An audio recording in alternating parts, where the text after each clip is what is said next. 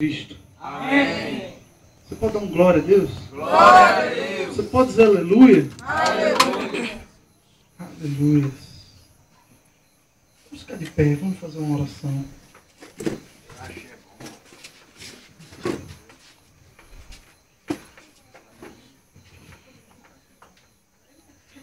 Nesse momento, é só você e Deus. Nesse momento você vai dizer a Deus aquilo que eu não posso dizer por você. Nesse momento você vai dizer a Deus, você vai pedir a Ele para Ele falar com você através dessa mensagem. Em nome de Jesus, Pai. Não estamos aqui, Senhor, para ouvir a voz de homens. Não estamos aqui, Senhor, para nos alegrar na carne, mas estamos sim para nos alegrar no Espírito e para ouvir o Teu Espírito Santo falar, Senhor. Em nome de Jesus, Pai. Eu não sou nada sem Ti, Senhor. Sem Ti eu nada posso fazer, Pai. Mas eu entendo, Senhor, que aqui na terra o Senhor usa homens como vasos, como instrumentos Teus para trazer a Tua mensagem. Por isso eu me coloco diante do Teu Espírito Santo, para que o Senhor me use nessa noite, Senhor. Em nome de Jesus, Pai. Ô Pai, em nome de Jesus. Em nome de Jesus, traz uma atmosfera, Senhor. Como temos, desde o início desse culto, uma atmosfera de unção, uma atmosfera de poder, uma atmosfera, Senhor, que não é só de palavras, porque o Evangelho não consiste só em palavras, mas o Evangelho consiste em ações, em atitudes, em poder, em afirmações do Espírito Santo, em nome de Jesus. E Evangelho sem Espírito Santo não é Evangelho. Por isso nós convocamos a você, Espírito Santo, convocamos a Tua presença, em nome de Jesus, para este lugar. Espírito Santo de Deus, nos enche nessa noite, nos faz forte, nos fortalece com a Tua mensagem, com a Tua palavra, nos fortalece, nos tira tudo que não Te agrada. Oh, em nome de Jesus, faz um milagre nessa noite, em nome de Jesus. Amém, Senhor. Glória a Deus. Poder sentar. Abre a tua Bíblia no livro de João.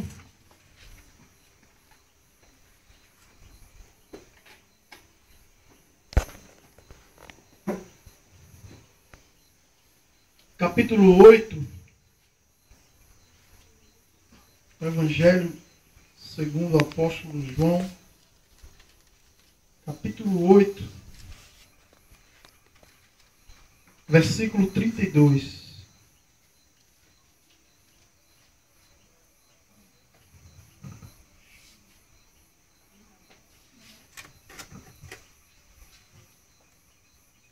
Aleluia. Você está lá?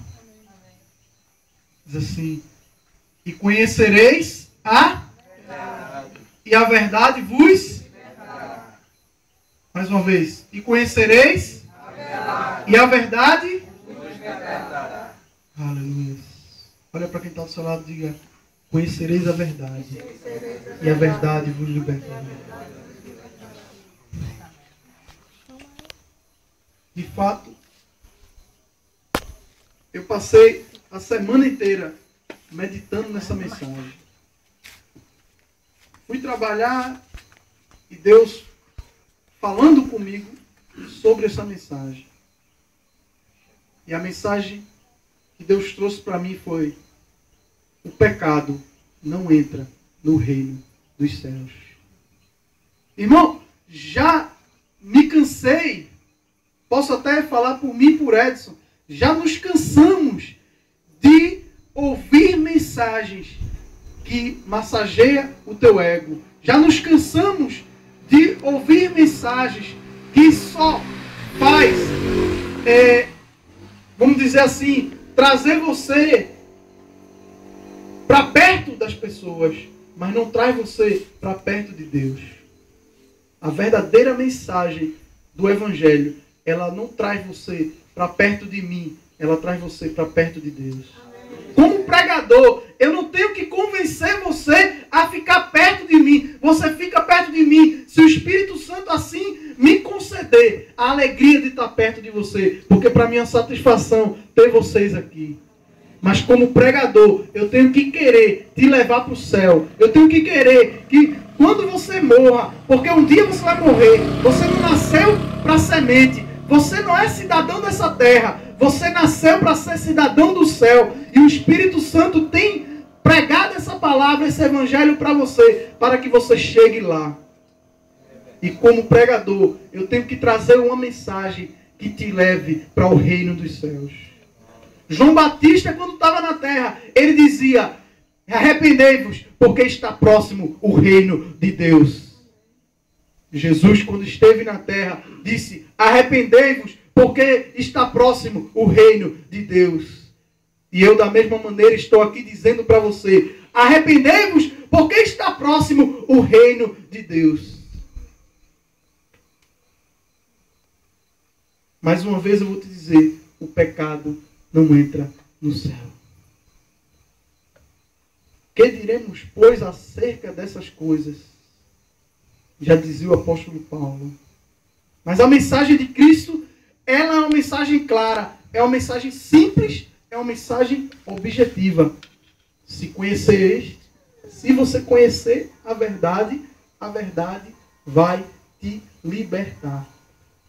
Quando Jesus disse isso, alguém olhou para Jesus e recriminou Jesus: Senhor, eu nunca fui escravo de ninguém. Como é que eu vou ser liberto? Jesus olhou para ele e disse: a verdade, vocês são escravos do diabo. É só você ler o resto dos versículos em diante. Jesus disse: vocês são escravos do pecado, vocês são escravos do diabo, porque vocês vivem aprisionados em pecado, nas suas paixões, nas suas concupiscências. Vocês estão aprisionados. Muitas vezes a gente está dentro de uma igreja, mas a gente não conhece a verdade. Por quê? Como é que eu posso estar numa igreja e não conhecer a verdade? Estar numa igreja não significa que você conhece a verdade. Mas ser liberto, sim, significa que você conhece a verdade. Interessante é que quando Jesus foi para o céu, Pedro fez uma pregação. E na primeira pregação de Pedro, Pedro olhou para aquelas pessoas e disse: vocês são os culpados da morte de Cristo. E é interessante que hoje em dia a mídia ainda tem essa coisa de ficar se perguntando: quem são os culpados da morte de Cristo? Ah, os culpados da morte de Cristo foram os judeus. Foram os judeus que crucificaram Cristo.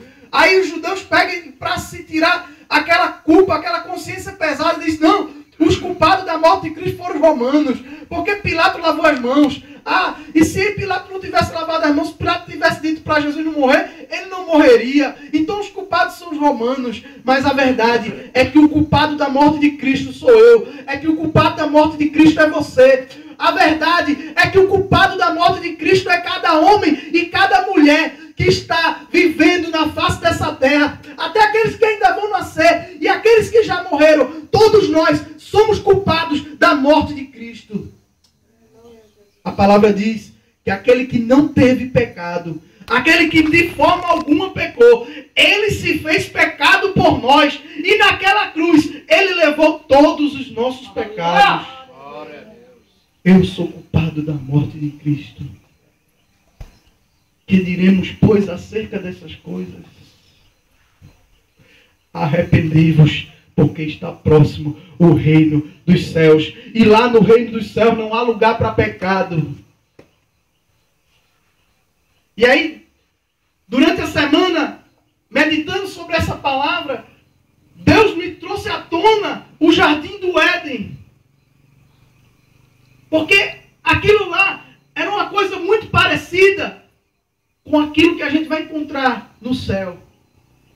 O Éden era um lugar que eles não tinham dor, eles não tinham doença, não tinham sofrimento, eles não precisavam nem trabalhar. Era só adorar a Deus o dia inteiro.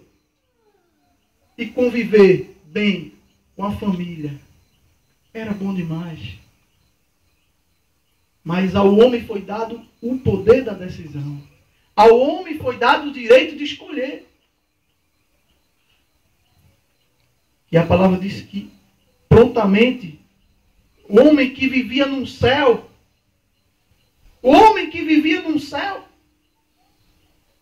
ele escolheu pecar.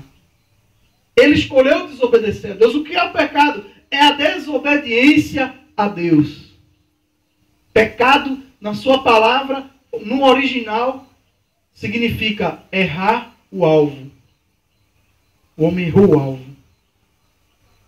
Era tão fácil acertar o alvo. Porque Deus disse para o homem, olha, de toda árvore você pode comer. Só dessa aqui que você não pode comer. Porque no dia que você comer, certamente morrerás. Mas o homem foi inventado de comer aquela que não podia. E a palavra do Senhor diz que quando eles comeram, o que aconteceu logo em seguida? A consequência do pecado. Foram expulsos do céu. Foram expulsos do paraíso. Olha para quem está do seu lado e diga, no céu não tem lugar para o pecado. A consequência foi imediata. Deus expulsou. E além de expulsar, ainda botou 2 anjos para proteger a entrada do paraíso. Porque lá não podia ter o pecado. Lá era um lugar santo. Era um lugar agradável ao Senhor. E naquele momento precisava de um remédio imediato.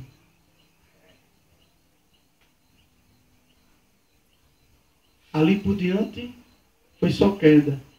Houve o primeiro homicídio. Um irmão matou o outro irmão. E todas as demais desgraças que a gente vê até hoje são consequências do erro, do pecado do ser humano. Mas só que por causa do pecado que entrou através daquele homem, o pecado se espalhou na terra. E a palavra diz que todos precisam da glória de Deus. Todos estão destituídos da glória de Deus. Todos precisam de arrepender-se. Todos precisam de Jesus. Porque Jesus é o Cordeiro que tira o pecado dos homens. Se você abrir a tua Bíblia, lá no livro de Romanos, você vai ver Romanos, se eu não me engano, 6.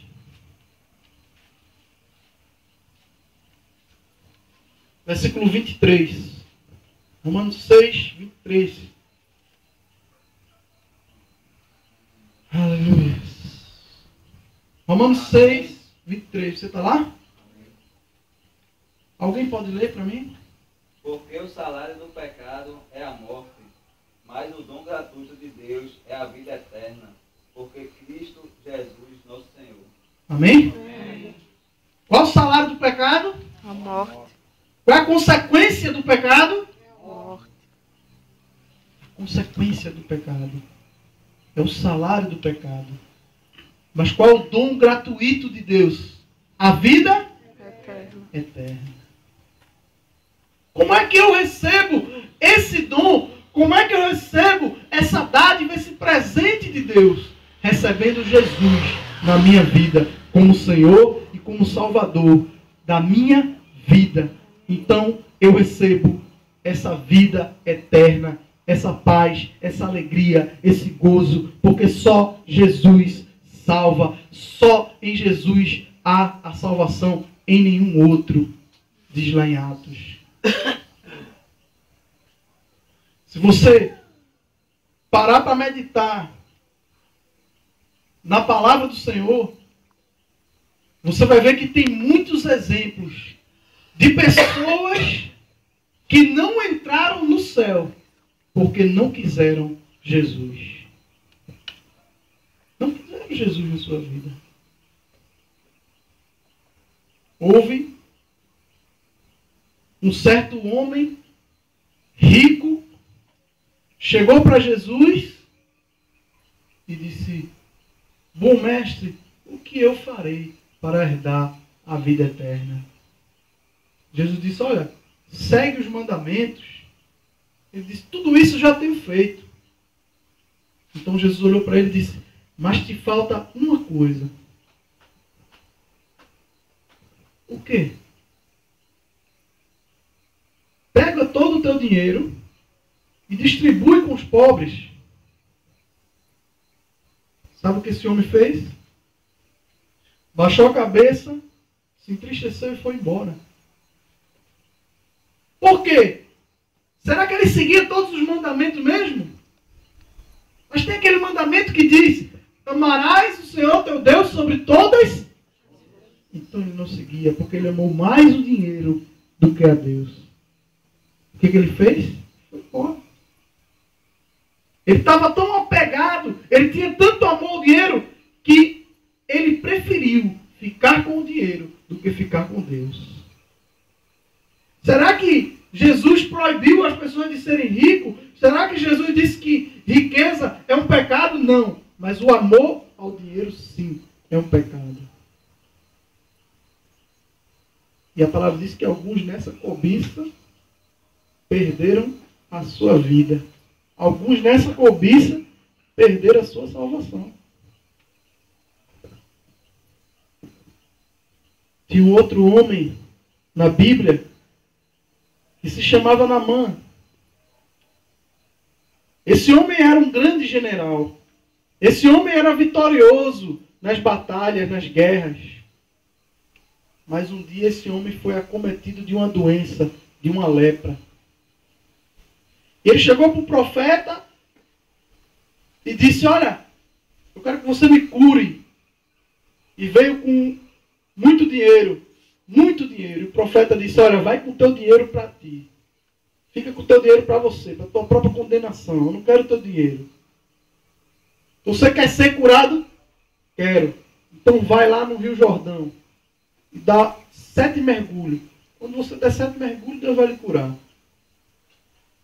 Sabe o que aquele homem disse? Eu vim lá da minha terra, onde tem rios mais limpos, rios melhores, rios com águas cristalinas, rios mais profundos.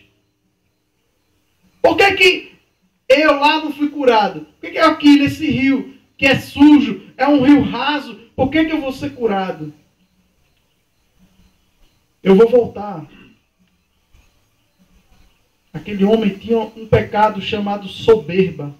Aquele homem, ele achava que o dinheiro dele comprava as pessoas.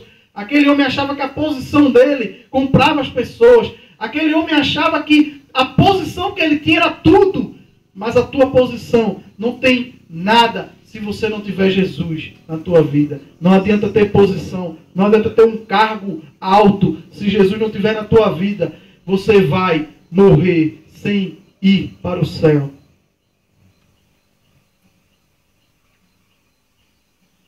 É tão sério o que eu estou falando, que se você parasse para prestar atenção, realmente você não sairia daqui da mesma maneira que você entrou. É tão sério o que eu estou falando, que se você parar para pensar, você vai se arrepender, você vai olhar para dentro de si e vai dizer, Senhor, eu preciso de um milagre na minha vida. Eu preciso me arrepender. Eu preciso me limpar de todo o pecado. Se você parar para meditar nessa palavra. Porque essas palavras são espírito e são vida para você. E aquele homem, ele foi embora. Com aquela soberba tão grande, ele foi embora. E no caminho, um servo dele, que para a sociedade talvez não valesse nada, mas para Deus valia muito, e aquele servo teve uma luz, aquele servo teve uma inspiração de Deus, e disse para ele, olha, se te mandasse dar todo o teu ouro para tu ser curado dessa lepra, tu darias. Se te mandasse fazer coisas mais difíceis, você faria. O que é 7 mergulhos no rio? O que é? E aquele homem pensou novamente. Foi lá no rio, baixou a sua crista, como diz por aí. Aquele homem, ele desceu do salto, ele saiu da sua soberba e se humilhou diante de Deus e deu os 7 mergulhos. Porque Deus, ele, quando quer, ele age da forma que ele quer, do jeito que ele quer. Ele é Deus. E aquele homem deixou o seu orgulho de lado e deu os 7 mergulhos e foi curado. Da mesma forma, eu digo para você, para herdar a vida eterna, tem que haver arrependimento.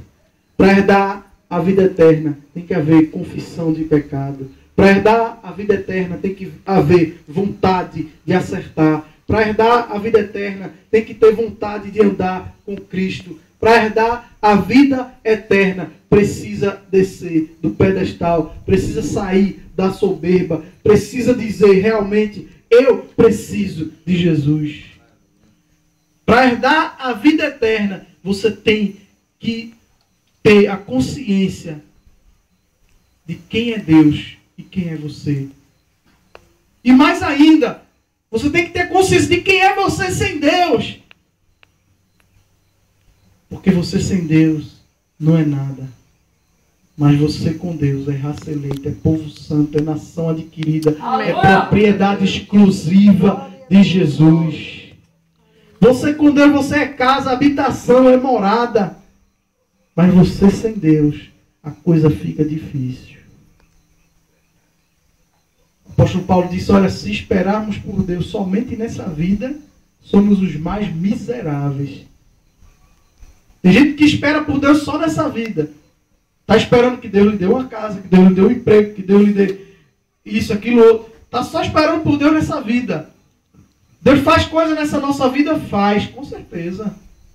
Esse negócio de viver como São Francisco já passou muito tempo. Deus não te chamou para fazer voto de pobreza, não. Mas você não pode estar esperando por Deus nessa vida. Você tem que esperar por Deus na vida por vir. Amém? Amém? Glória a Deus. Abre lá em Romanos.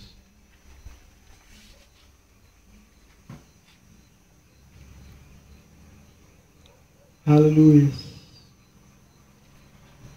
Aleluia. Romanos 10.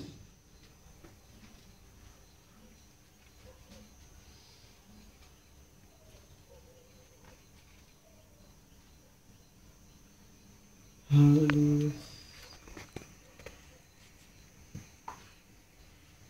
Romanos 10. Aleluia. Versículo 9.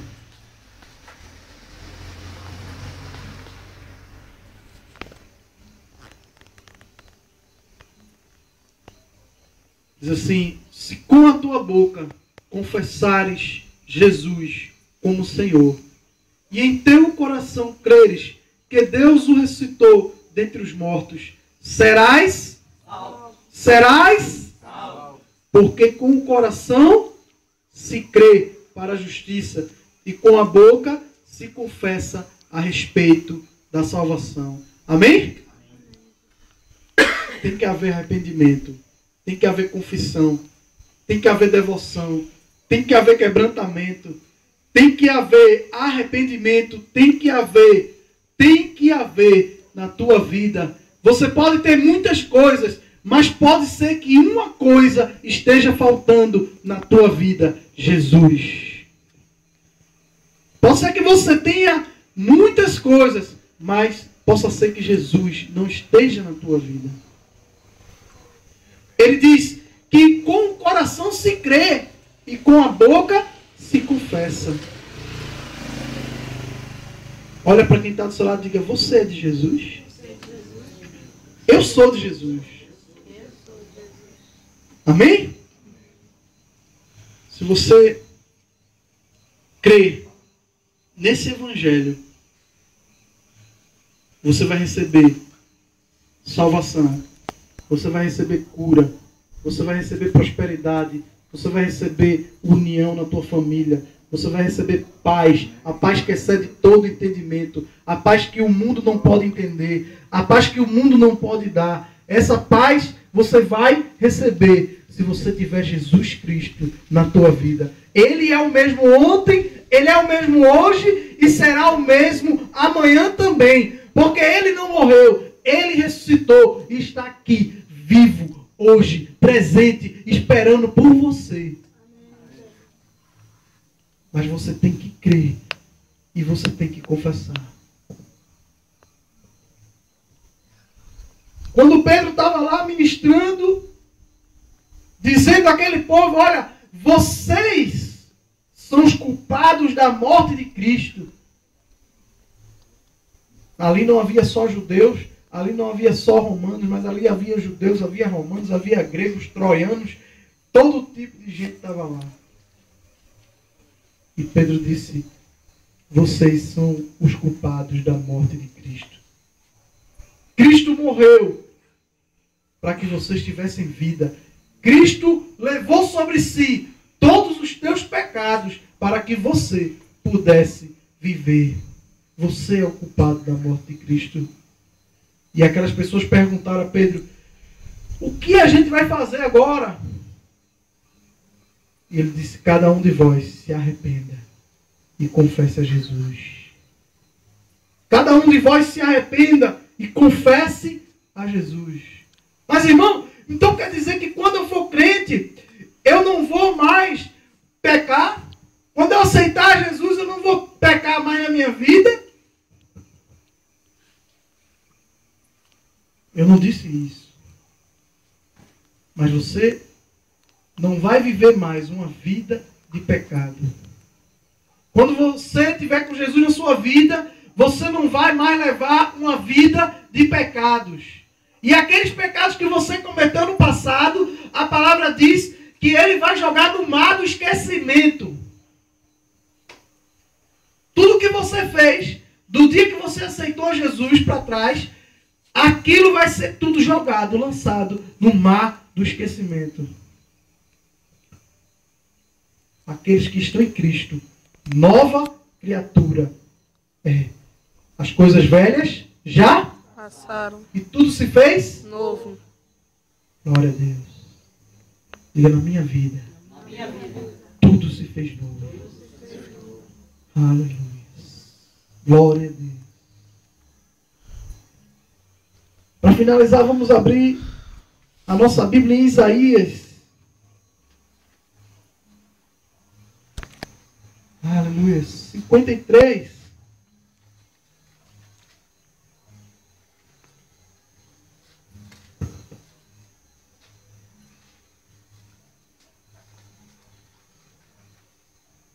Aleluia.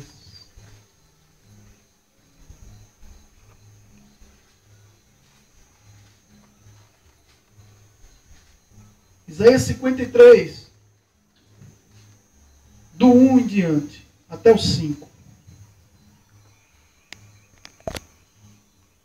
Aqui o profeta Isaías, 600 anos antes de Jesus nascer, ele já falava aquilo que Jesus ia passar, aquilo que Jesus ia sofrer, e já falava qual era a missão de Jesus na nossa vida. Diz aqui, quem creu em nossa pregação, e a quem foi revelado o braço do Senhor, porque foi subido como renovo perante ele, e como raiz de uma terra seca. Não tinha aparência nem formosura. Olhámo-lo, mas beleza não havia que nos agradasse. Era desprezado e o mais rejeitado entre os homens, homem de dores, e que sabe o que é padecer. Como um de quem os homens escondem o rosto, era desprezado e dele não fizemos caso. Certamente ele tomou sobre si as nossas e levou sobre si as nossas e nós o reputávamos por aflito, ferido de Deus e oprimido, mas ele foi transpassado pelas nossas e moído pelas nossas, o castigo que nos traz a paz estava sobre ele, e pelas suas pisaduras nós fomos. Glória a Deus. Amém. Transgressão e iniquidade é a mesma coisa do que pecado. Alguém diria: ah, Jesus foi um coitadinho que veio na terra e foi tão injustiçado, porque ele veio na terra fazer o bem, mas só recebeu o mal, porque as pessoas crucificaram Jesus. Ó, coitadinho. Mas Jesus não é um coitadinho. Quando Pilatos olhou para ele e disse assim: olha, eu tenho poder sobre ti para deixar você vivo ou você morrer. Jesus olhou para ele e disse: nenhum poder seria dado a você sobre mim se o meu Pai não tivesse concedido. Porque eu poderia, aleluia, trazer aqui 6.000 legiões de anjos e eles brigariam por mim e me libertariam, mas isso eu não vou fazer. Sabe por que Jesus não fez? Porque ele veio consciente, sabendo que tinha que morrer, porque se ele não morresse, eu e você era que morreria em delitos e pecados. Se ele não morresse, eu e você jamais chegaria ao céu. Ele foi o Cordeiro que tirou o pecado do mundo. E só falta o mundo reconhecer Ele como seu Senhor e seu Salvador. Lá em Filipenses diz: importa que todo joelho se dobre e toda língua confesse que Jesus é o Senhor. Aleluia. No céu, na terra, embaixo da terra, todo lugar, quem domina é Jesus. Nesse lugar, quem domina é Jesus. Na tua vida, na tua vida, na tua vida, quem domina é Jesus. Na tua casa, quem domina é Jesus. Se você crê, Ele vai dominar na tua casa, na tua família, na tua vida. Se você crê, Ele vai dominar. Se você confessar Ele, se você acreditar nele, se você seguir nele, Ele vai dominar na tua vida. Jesus é a tua esperança. Glória a Deus. Ou você crê, ou você vai continuar morto. Ou você crê, ou você vai continuar no pecado. Ou você se arrepende, ou Ele não vai fazer nada na tua vida. Ele olhou para o carcereiro. O apóstolo Paulo olhou para o carcereiro e disse: olha, não te mata não. Não te mata não, não precisa se matar não. Crê no Senhor Jesus e será salvo tu e os da tua casa. Talvez você tenha pensado até em tirar a própria vida, mas Ele diz: não faça isso. Crê em mim, crê em mim, crê em mim, crê em mim, crê em mim, crê em mim, e eu vou te salvar, e eu vou te redimir. Crê em mim, eu vou mudar a tua esperança. Crê em mim, eu vou mudar a tua história. Eu é que sei os pensamentos que eu tenho sobre vós. Está lá em Jeremias. São pensamentos de paz para te dar um fim que desejas, em nome de Jesus. Vamos ficar de pé em nome de Jesus.